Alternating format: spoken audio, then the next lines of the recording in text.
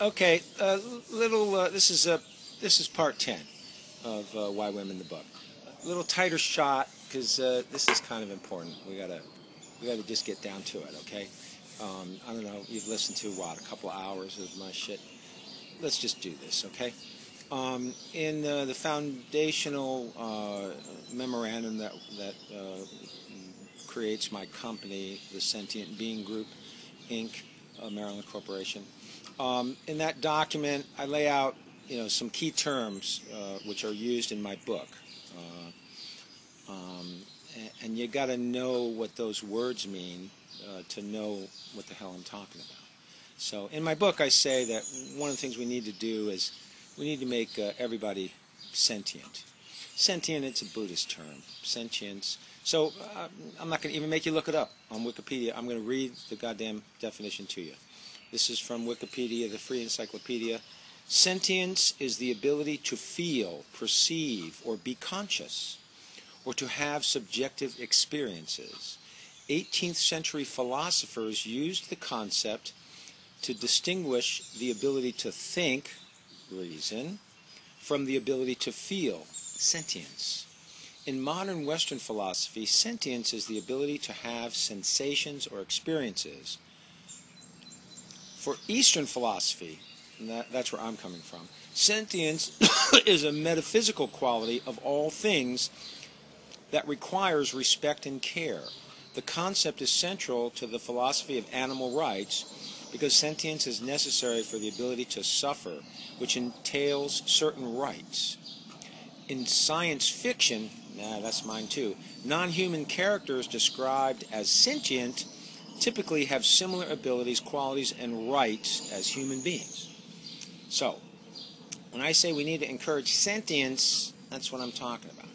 Now, also in the book, I make a point, which I think is kind of interesting. I say that hubris is the human condition, okay? If you're a mammal with a big brain, you're almost always going to do the wrong fucking thing. You can't help it. Because the mammal in you is just going to be really concerned with short-term immediate needs. Doesn't have the vision thing that Daddy Bush had so much trouble with, the vision thing, like that's some exotic fucking idiot. The Bushes are such fucking idiots.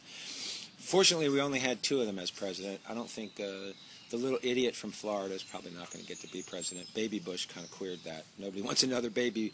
Nobody wants another sire of George Herbert Walker Bush to run their country after that fucking idiot. Of course, the morons gave him not 1 term, but 2 terms to destroy the country. Genius! Genius! They're fucking geniuses. Tea Party idiots. And fundamentalist Christians, the Bible says, the Bible don't say shit, you moron. The Bible says whatever the writers needed it to say. Okay. In the Old Testament, give me a fucking break. Are you kidding me? Okay, so hubris, from Wikipedia again, my favorite source. Hubris means extreme haughtiness, pride, or arrogance.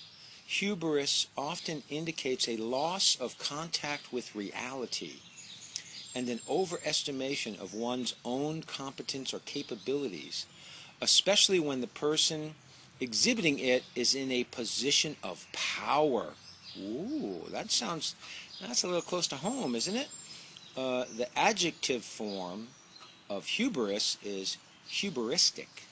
So when someone's exhibiting hubrism, you could say that they're hubristic. Now, this is the cool part. You want to know the ancient Greek origin of that word hubris? Hubris, that's a neat sounding word, isn't it? That wouldn't be like white Anglo-Saxon Protestants wouldn't come up with a word like that. You ready for this? In ancient Greek, hubris, and then they show you on Wikipedia, of course, they show you the cool ancient Greek characters for the word. I can't even say those characters. I don't even know what those characters are. Hubris referred to actions that shamed and humiliated the victim for the pleasure or gratification of the abuser. The term had a strong sexual connotation, and the shame reflected on the perpetrator as well. It was most evident in the public and private actions of the powerful and rich. Ooh, wow, powerful and rich, there you go. They didn't like rich people any more than I do. or Jesus did, or Buddha did. The word was also used to describe actions of those who challenged the gods or their laws, especially in Greek tragedy, resulting in the protagonist's fall. Ooh, man, little hominid, I hope you're listening to that. I'm not going to read it again. You can replay it. Now, in my founding document for my company, I have a cool little thing I call the 6 premises. I'll just read you the ones that lead up to the biggie that I'm going to read the whole thing.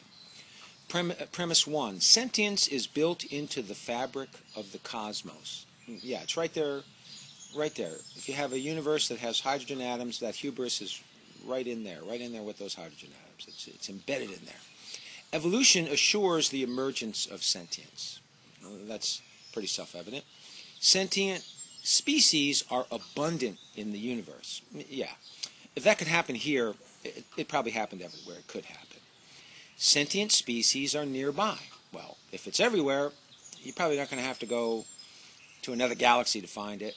You probably have to go to another solar system, but I bet you that puppy ain't going to be 4,000 light years away, or maybe not even 400 light years away. Sentience is preferable to non-sentience. Yeah, if you have a choice between being a smart, feeling, thinking, conscious human being or a fucking tea partier, it's better to be a liberal Democrat. Oh, that's kind of political. Kiddies, I'm sorry I said a political thing. Go back to sleep. Go back to texting. Or play a fucking video game. Or if you're like in high school or middle school, you know, take your dick out and they're in the classroom, take a picture of it and send it to the girl sitting across the room there. You can sext her. Fucking genius. Genius. Amazing technology. Use it to take a picture of your fucking dick. Or girls, take your panties off and shoot your coochie and take a shot of that and send that. Send it to your substitute teacher's phone. Yeah, he'll get a kick out of that. I know I did. Little sweeties at Sligo Middle School in Wheaton. God bless them. 2002. Spring. Never mind. Okay. The 6th premise, kind of important. Technology and consumerism are the antithesis of sentience. 2 hallmarks of sentience are the ability to, 1, apprehend reality clearly, apprehend, great word, look it up, and 2, distinguish between wants and needs.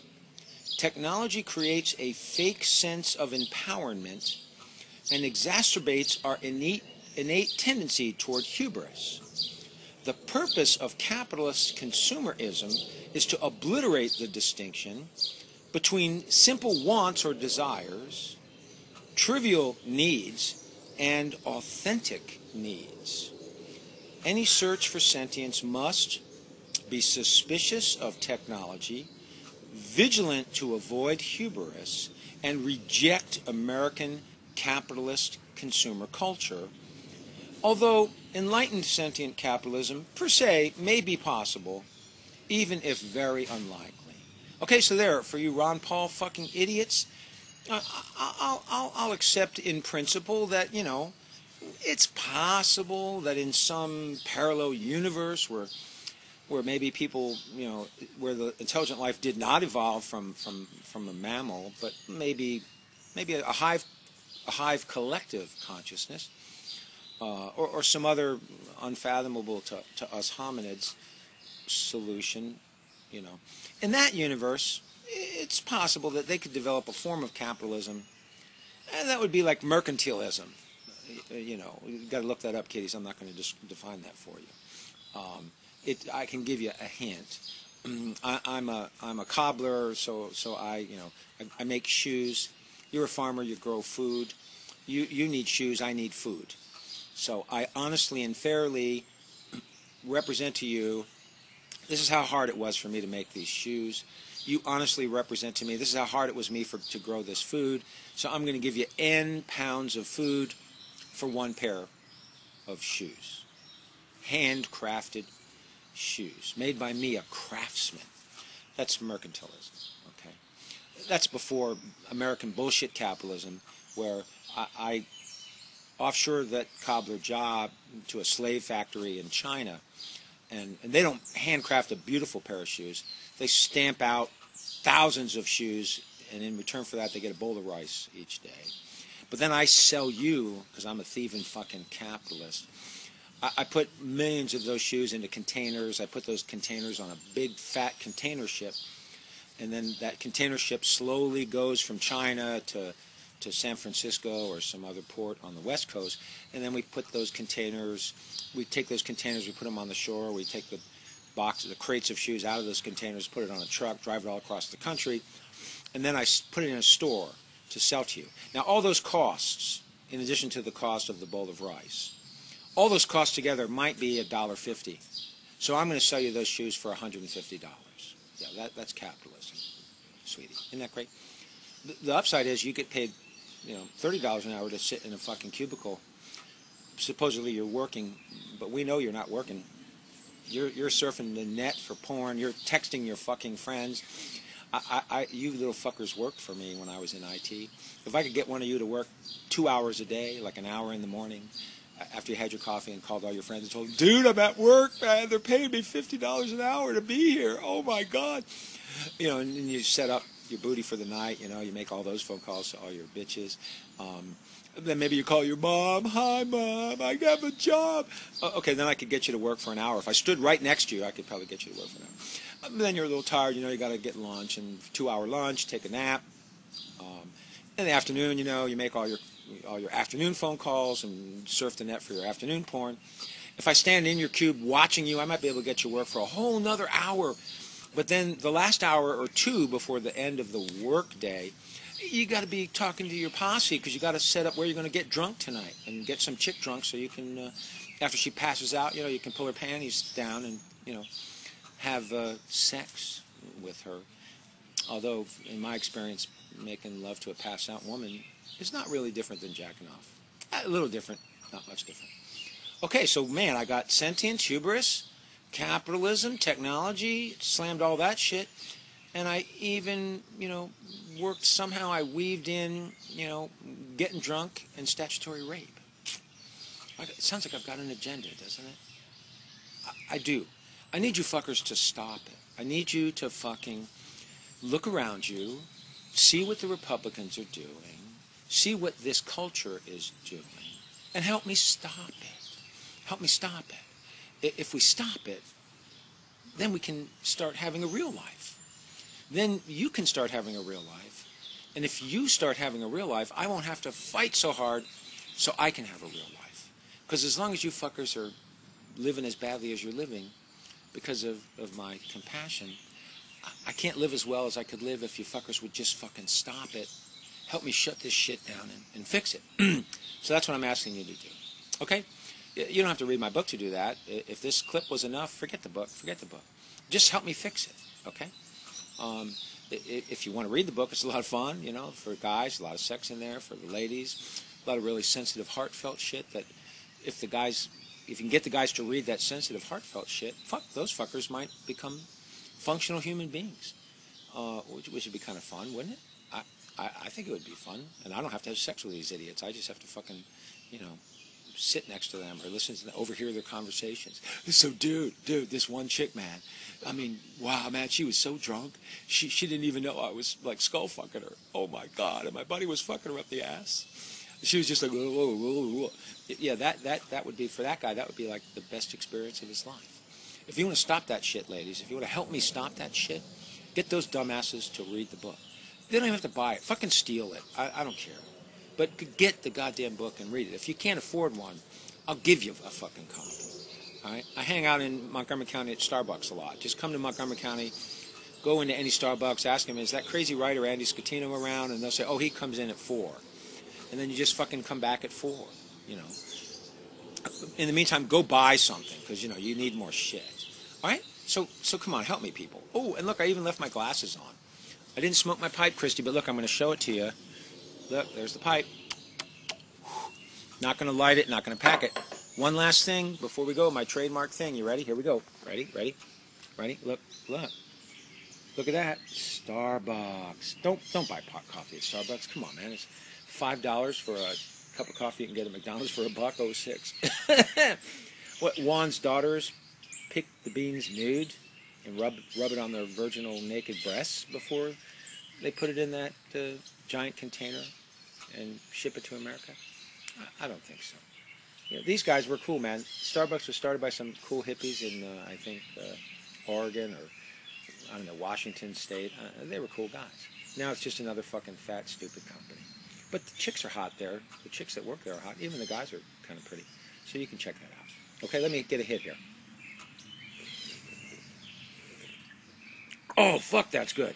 Starbucks, yeah. If you keep the mug, they used to give you a refill for $1. They stopped doing that. Cocksucking motherfuckers.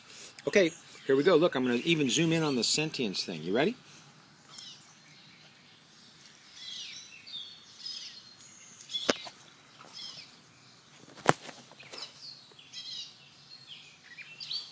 What am I seeing here? Oh, God, it's so bright you can't even fucking see it. Oh, that's a problem. Okay, here we go. Here we go. Pan shot, pan shot. Let me see if I can scroll up at the same time, man. Look at this shit. Oh, I can't see the cursor. Well, just trust me. It's there. It's there. Sentience. See it all? You see it right there? You could even fucking read it right off of the screen there. If I could see the cursor, I'd show the rest of it to you. No, I can't. Okay. All right. Well, goodbye, kiddies.